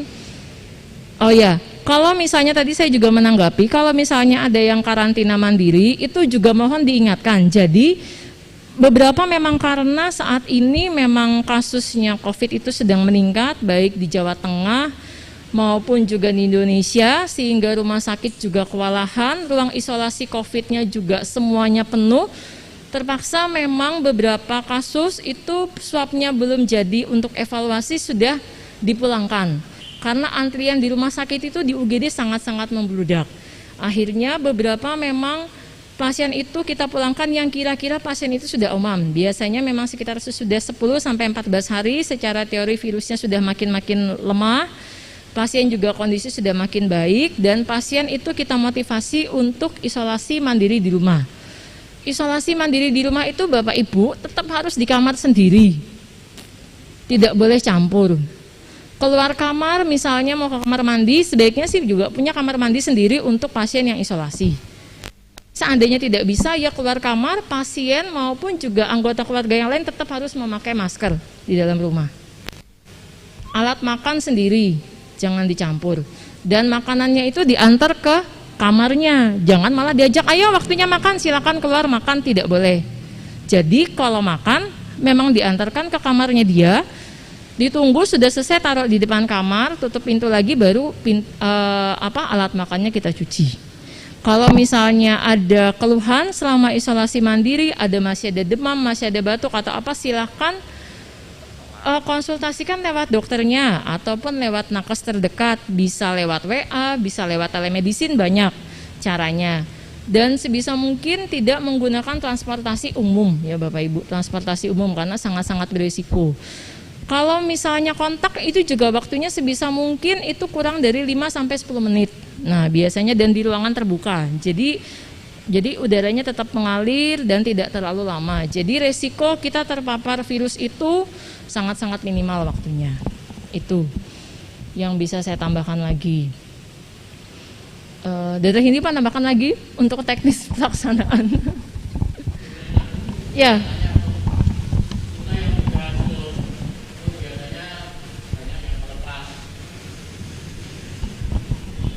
Terima kasih waktu yang diberikan pada kami. Selamat sore, berkah dalam. Gini Bu Rina, waktu kita tugas kur kadang-kadang banyak teman-teman kita itu yang melepas untuk masker apa itu juga diperkenankan. Itu yang pertama. Yang kedua kami tanyakan, seandainya ini bukan seandainya, tetangga saya itu ada yang kena, kemudian sudah dinyatakan sembuh. Nah, jarak berapa hari atau berapa minggu, ini maaf mungkin lepas dari konteks yang disampaikan Bu Rina, jarak berapa hari atau berapa minggu kita itu bisa bertemu mereka atau mereka bisa bertemu keluarganya atau dengan tetangganya, itu jarak berapa minggu. Terima kasih waktu yang kami berikan, yang kami terima, waktu kami kembalikan kepada Bu Rina. Matur nuwun. Ya, terima kasih atas pertanyaannya. Baik sekali pertanyaannya Bapak Ibu, sekaligus juga saya ingatkan. Jadi semua yang datang ke gereja itu wajib memakai masker dan maskernya tidak boleh dicopot. Baik yang petugas di atas altar, yang membaca, yang lektor, ataupun sebaiknya yang nyanyi. Karena kalau nyanyi itu sebenarnya partikel virusnya yang dikeluarkan lebih banyak lagi dengan tekanan yang besar, karena nyanyi itu kan butuh rongga tekanan udara yang lebih besar dari mulut dan juga daripada ketika kita ngomong. Jadi sebenarnya saat bernyanyi itu saat yang sebenarnya lebih resiko untuk menularkan. Dia tidak sekeras bersin tapi lebih keras daripada ngomong. Jadi memang harus dibiasakan ketika nyanyi. Saya rasa bisa tetap pakai masker ya, walaupun hasilnya kurang maksimal, tapi di atas segala-galanya protokol kesehatan nomor 1 gitu intinya ya. Jadi sebisa mungkin tetap nyanyi juga pakai masker gitu, sebisa mungkin, tinggal kebiasaannya gitu. Yang kedua, jadi semua himbauan saya mungkin sebisa mungkin semua petugas protokol kesehatan, petugas rektor, kur sebisa mungkin memang tidak membuka masker ya. Paling kalau misalnya sangat-sangat pengap sebentar, tapi tutup lagi ya. Terus yang ditanyakan ketika sudah negatif, kalau dari WHO memang setelah hasil dinyatakan negatif tetap harus isolasi mandiri lagi 7-10 hari supaya kadar-kadar virusnya itu benar-benar turun dan imun si pasien sendiri benar-benar meningkat gitu. 7-14 hari.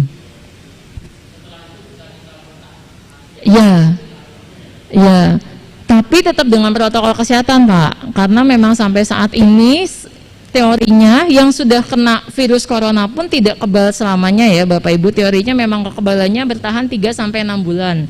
Tapi seberapa lama lagi kita juga belum tahu, karena ini kan kasusnya baru, penelitiannya belum banyak. Hanya saja memang dari WHO sekitar 3-6 bulan. Jadi setelah kita misalnya ada yang ketularan pun tetap jangan merasa wah aku sudah kena nih, sudah bakal kebal. Jangan, tetap harus memakai masker. Karena kalau kita kena tuh kita nggak bisa milih, kita bakal milih yang ringan. Aku mau yang ringan aja ya, puji Tuhan nek kenanya ringan. Nek kenanya yang berat karena tidak mandang bulu. Memang yang biasanya yang kena yang berat yang usia tua, ada komorbid, tapi juga beberapa kasus juga kemarin ada yang masih muda tanpa komorbid juga dia nggak bisa tertolong juga ya. Intinya itu. Sayangi semua. Baik dokter, ini untuk dokter Rina. Sekarang kembali ke dokter Indri, karena dokter Indri itu sebagai dokter ahli dalam hal paru-paru, dan ini nampaknya corona itu lebih pada soal berkaitan dengan paru-paru. Paling banyak mengenai itu memang organ yang diserang itu paru-paru, walaupun ada organ yang lain. Jadi pasien corona itu tidak semuanya batuk ya Bapak Ibu, kadang-kadang didahului dengan keluhan nyeri perut atau dia diare dan seringkali tidak bisa mencium. Itu khas pada anak-anak muda tuh. Dikasih minyak kayu putih di depan muka itu sama sekali nggak keciuman. Nah itu harus hati-hati. Kadang-kadang cuma gejala tunggalnya sama sekali tidak bisa mencium. Jadi setiap pagi itu hiruplah bau tangan Anda, kalau Anda bisa mencium berarti Anda selamat ya. Oke, waktu saya kembalikan kepada dokter. Monggo dokter, berkaitan dengan soal paru-paru ini dokter, karena ini yang sungguh sangat banyak peristiwa itu kejadian-kejadian. Monggo. Terima kasih. Seperti Bu Hendrina tadi sudah jelaskan, seperti Bapak tadi tanya, karena sekarang itu COVID-nya itu beludak, banyak sekali Pak. Rumah sakit rujukan, Bu Hendrina juga rujukan di sana, tidak cukup.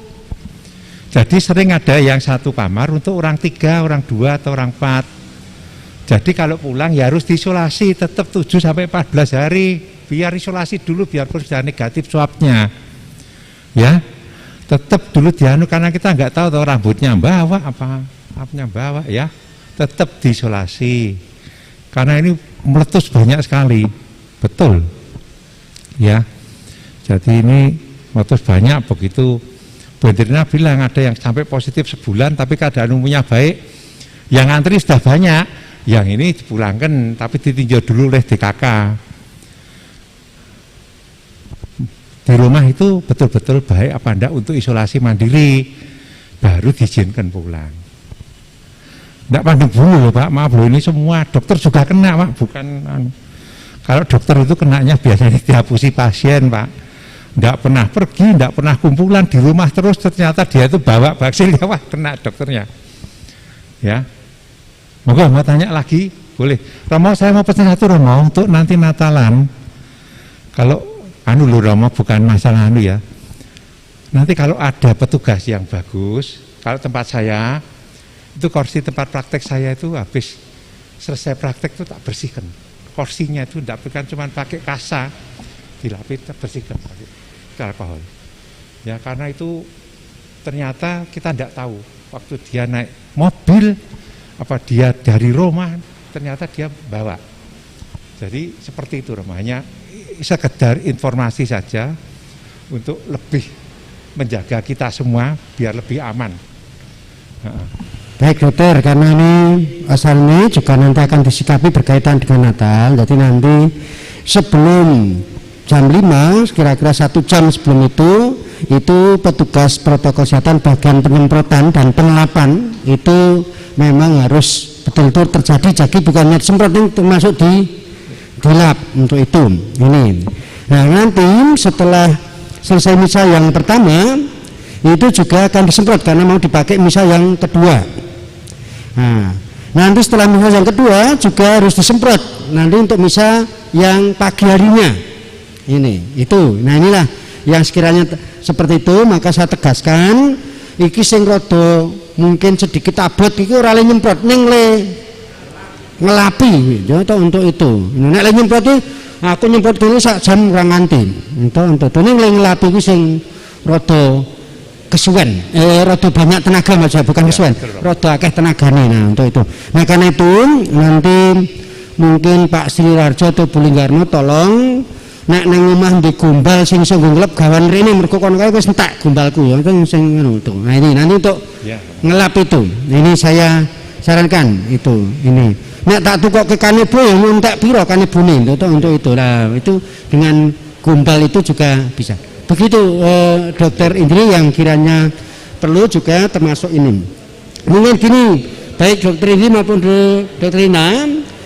Tadi siang saya ngomong-ngomong dengan Pak Lili berkaitan dengan ini. Kalau memang di antara kita ada yang terdampak positif, itu apakah boleh menyampaikan supaya nanti kami juga ikut menjaga satu dengan yang lain, jangan malah justru disembunyikan seperti tadi dokter dihapusi karo pasien janjane terdampak tapi mengatakan tidak, akibatnya ya dokter banyak yang kena itulah. Apakah itu dari etika kedokteran itu boleh disampaikan atau kalau perlu ya menyampaikan? Aku saya kita disampaikan Romo itu karena pandemi ini tidak pandang bulu Romo.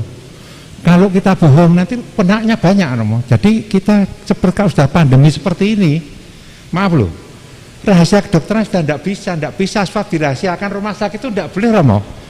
Kalau swab positif ya bilang positif, jadi dia nanti diisolasi. Nah kalau seperti kode etik kedokteran, swab positif dirahasiakan mengganggu kode etik pasien, tidak boleh. Kalau sudah pandemi harus diumumkan. Nah ini bapak-bapak sekalian, jadi jangan itu jangan aku apa aku kok. Nah, tapi benar itu OTG itu orang tanpa gejala toh? Gejala ya. Itu. Nah, aku orang tanpa gejala toh.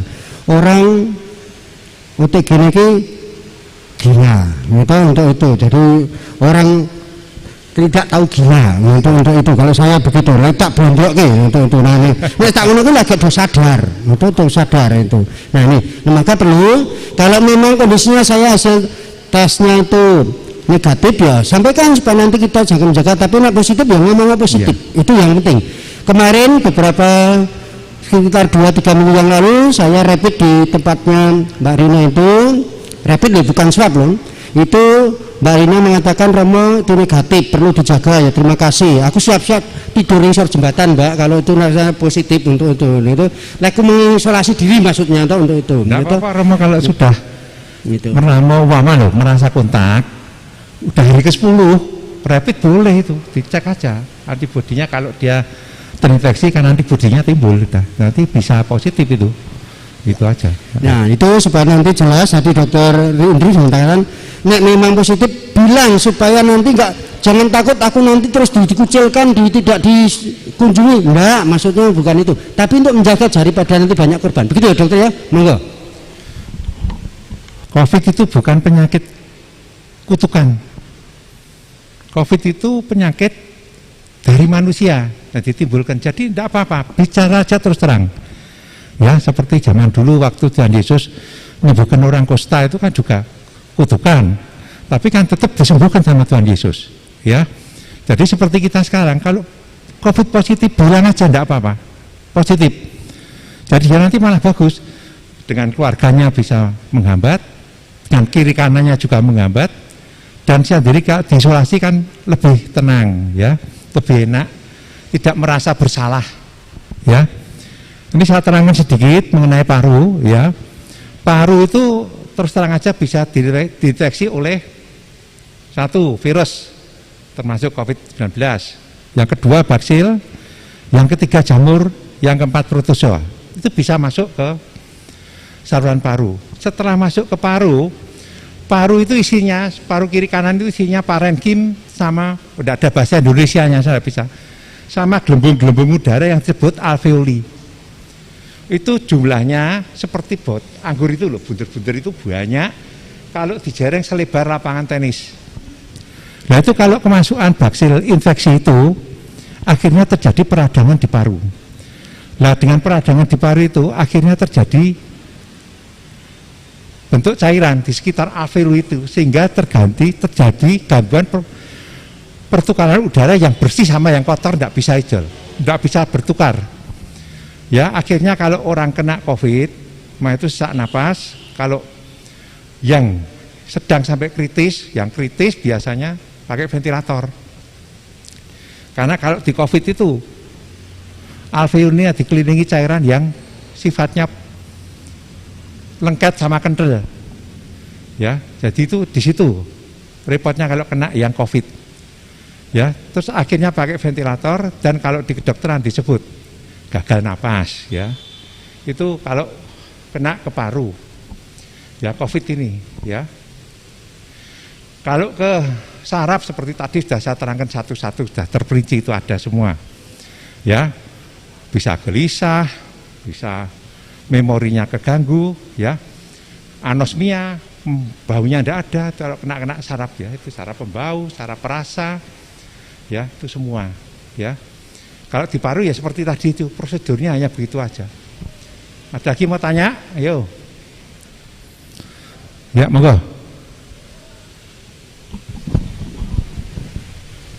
Terima kasih, selamat malam, berkat Tuhan.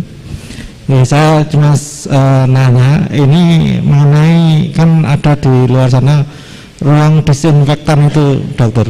Jadi seberapa efektif ruang disinfektan? Jadi kalau ada yang mau masuk, ada air disinfektan yang disemprotkan dulu, ya itu seberapa efektif untuk ya, paling efektif itu karena dia cuci pakai sabun, tidak pakai alkohol, itu paling efektif. Cuci tangan dengan sabun paling efektif. Kan itu hanya di tangan, kalau misalkan kan bisa menempel di baju dan di luar ini kan gimana maksudnya? Kalau yang ruang apa namanya, ruang kecil terus dikasih uap disinfektan itu loh, dokter. Itu kan kalau bisa, kalau memang efektif itu kan dikasih. Kamu kalau ya kamu keluar dulu tadi, jangan di dalam. Enggak, maksudnya kalau menjagani, kalau nempelnya di baju kan cuci tangan tetap ya, cuci tangan tetap. Cuman kan ada beberapa instansi itu kan menggunakan bilik itu yang ada uap airnya itu. Itu cuma untuk nyeterilkan tubuh kok, bukan untuk disep kok itu. Cuma cepet itu, maksud kita jalan kan cuma seperti aerosol itu. Jadi kita masuk, jadi benda-benda virus yang ada di tubuh kita, termasuk rambutnya kan mati semua. Mengurangilah sudah itu. Masuk ke ruang, itu sudah ada aerosolnya. Jadi seperti semburan bercaan kecil-kecil itu loh. Oh iya, kalau misalkan di sini dikasih itu kan lebih nambah lagi defense-nya itu. Tapi alatnya itu yang rada sulit nanti. Kalau pakai yang kipas angin air itu, Dok, apa? Nah, itu kan tidak bisa semua. Ya maksudnya kalau pintu masuk aja itu. Gitu loh. Itu ya sekedar usul aja sih, kalau efektif ya bisa digunakan, kalau enggak ya monggo. Makasih. Nah, menurut saya ini sudah bagus karena gereja ini sirkulasinya sudah bagus. Sirkulasi udaranya gereja ini sudah bagus. Nah, menurut saya ini sudah bagus ini. Semua sudah buka, semua ini sirkulasinya bagus seperti ini, bagus. Jangan tidak ada sirkulasi. Tidak ada sirkulasi nanti umpama loh virusnya di sini bisa sampai 5 hari, 2 minggu tidak mati. Jadi kalau sirkulasinya bagus, dia ganti udara, bisa bersih, bagus. Ya, ini sirkulasinya sudah bagus tempat Romo, jadi dibuka semua sudah tidak bagus sirkulasinya. Kalau itu pakai alat di angel aku. Monggo, apa lagi mau tanya?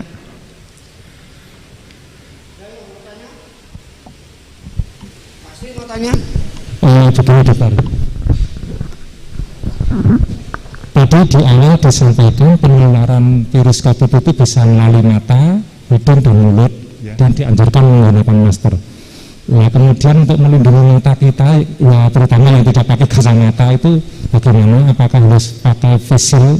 Nah, itu sudah pakai kalau bagaimana? Ya, harus sudah pakai ya, semua. Ya, itu untuk melindungi mata. Kemudian kan sementara kita yang ada di sini juga tidak ada yang pakai face shield kecuali beberapa. Itu bagaimana? Ya. Penularan dengan melalui mata. Mata ini kan nyambung sampai hidung. Mata ini kalau kemasukan dia sampai hidung. Ya, hidung juga langsung ke daerah konka hidung ini udah itu bisa infeksi nanti semua. Ya, sampai mulut juga sama, rongga mulut yang bawah. Jadi kalau mau matanya tidak kena ya pakai mika itu ya. Apa? Face ya. Pakai itu ya. Boleh. Kalau saya terus terang aja kalau di rumah sakit saya pakai kacamata parasit itu. Betul, disuruh di kandang sapi saya pakai itu. Ya sumuk tapi ya apa-apa. Apalagi monggo. Nampaknya sudah. Oh, itu Mas Kris.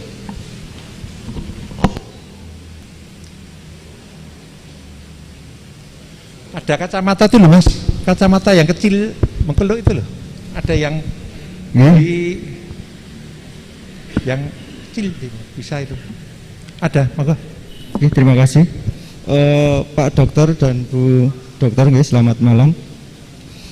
Untuk misa Natal nanti kita kan akan dilaksanakan 2 kali misa. Misa pertama, misa kedua dengan pembatasan usia. Kemudian dengan pembatasan usia 2 kali misa itu kuota tempat itu sudah terpenuhi. Kemudian untuk misa Natal paginya itu masih kuota tempat belum terpenuhi. Seandainya kita membuka kesempatan dengan batasan usia ini kita sedikit kita tolerir gitu bagaimana dokter? Apakah itu bisa diterima ataukah tetap kita harus dengan batasan usia 10 sampai 70? Jadi misal Natal pagi kuota tempatnya masih longgar. Jadi seandainya ada yang anak kecil atau kakek nenek yang berusia 70 ke atas ingin misa, seandainya kita beri toleransi sedikit saja gitu, apakah bisa diterima sesuai dengan prosedur kesehatan dokter? Terima kasih. Kalau itu tergantung Romo saja, itu tergantung monggo Romo. Jadi begini Bapak Ibu, supaya saya harus bicara tentang ini. Jadi sebenarnya untuk misa Natal yang 24 malam itu ada 2 misa, itu sebenarnya kalau bisa itu dibedakan. Yang sore itu namanya vigili menjelang, lalu yang malam itu memang namanya misa malam Natal, lalu yang hari raya itu yang Natal paginya itu. Tapi kita pemahaman kita kan yang penting mah justru malam, nek paginya malah rado teko, padahal itu yang hari raya itu paginya itulah. Karena itu maka nanti Bapak Ibu bagi anak-anak yang masih di bawah 10 tahun kalau misalnya ya ikut yang paginya monggo, lalu bagi juga yang usianya di atas 70 tahun juga nanti kalau mau ikut misa ya misa sih pagi harinya, yang notabene kuotanya masih kecil karena baru ada 100 yang daftar 150-an dokter, jadi masih longgar sekali. Jadi yang malam memang sudah kedua gurunya sudah boleh katakan sudah sesuai dengan kapasitas ini. Karena tempat kita ini kalau tidak ada COVID itu bisa memuat kurang lebih 750 dari sana sampai ke belakang sana, tetapi dibagi 2 sehingga rata-rata satu angkatan itu sejumlah 300, jadi masih juga longgar lah katakan demikian itu. Ini yang juga terjadi untuk itu. Ini dokter, jadi jawaban saya menganjurkan kalau yang itu lebih baik diikut sertakan yang pagi, yang notabene ke kuota tempatnya masih longgar, jadi masih bisa leluasa untuk itu. Begitu Pak Dokter Indri. Kemudian dari saya karena ini juga mengantisipasi kalau nanti hujan. Sementara ini itu ada 7 wastafel untuk cuci tangan. Tapi yang 3 itu yang ada di ruangan yang ada atau kata tidak kalau hujan nggak kehujanan, itu baru 3. Ya, ini. Jadi di parkiran sana, lalu sebelah utara kanopi ini sama yang di belakang sana itu. Tapi yang banyak dipakai memang yang bagian depan ini.